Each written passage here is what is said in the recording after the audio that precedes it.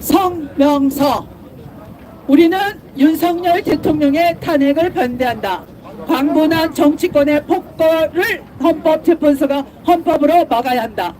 지난 12월 14일은 한국 국회가 지역적이고 국가의 미래를 암울하게 만드는 최악의 결정을 하였다.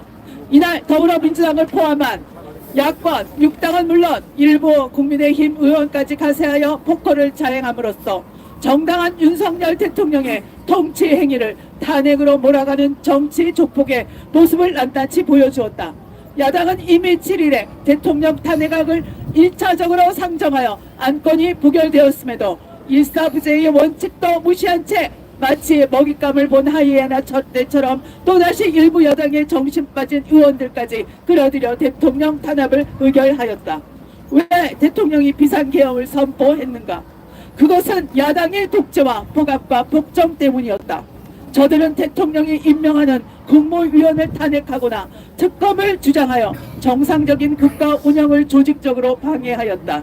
심지어 헌법기관인 검찰과 감사원장과 사법부인 판사까지 탄핵할 움직임을 보였다.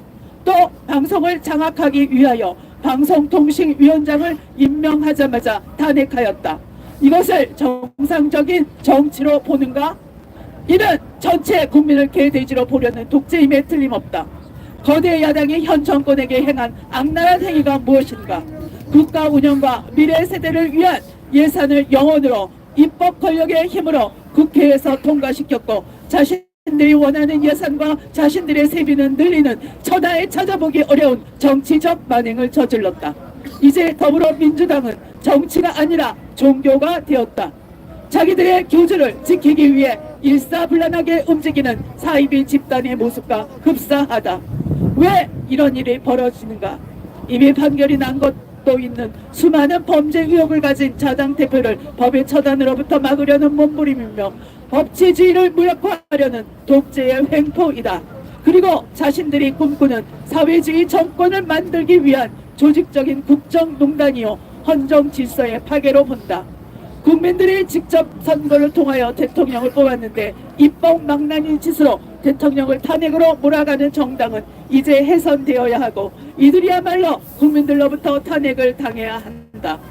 우리 국민은 이런 정치권에 야만적이고 비민주적이고 초헌법적이고 국민 불안과 국가 혼란을 부추기고 헌정 질서를 무력화하려는 정치권을 단호히 거부한다.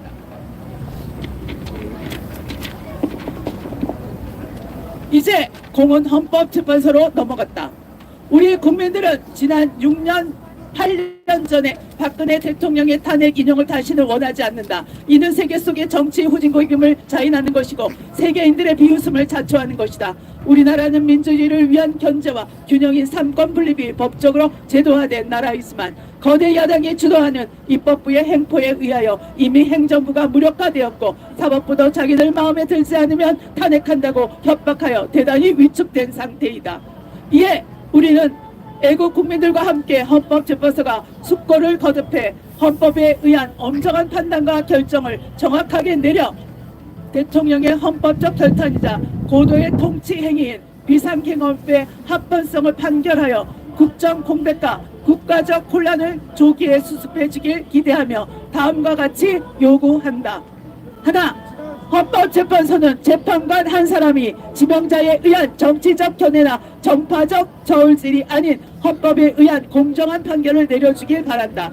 그래서 독재를 일삼으면서 후한무치한 정권의 폭정을 멈춰주길 촉구한다. 하나, 이 나라는 모든 법률에 앞서 헌법으로 국민의 기본권이 집행되는 바 헌법의 권위에 헌정질서를 어지럽히는 적 세력을 척결하라. 하나, 대통령은 야당들이 손발을 묶고 자르는 가운데 도저히 국정을 운영하기 어려워 통치의 일환으로 내린 비상계엄의 의미가 살아서 후대에서도 자유민주주의 국가에서 삼권분립의 균형을 깨는 일방의 독재가 정당화되지 못하도록 헌법의 권위를 보여주라.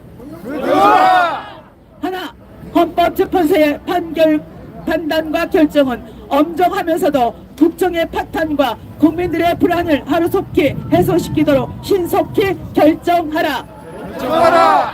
하나, 헌법재판소는 우리의 손으로 선출한 대통령의 임기가 보장되고 다시는 이런 헌정 질서를 파괴하는 일이 발생하지 않도록 애국 국민들의 의사를 존중해 주길 강력히 요구한다.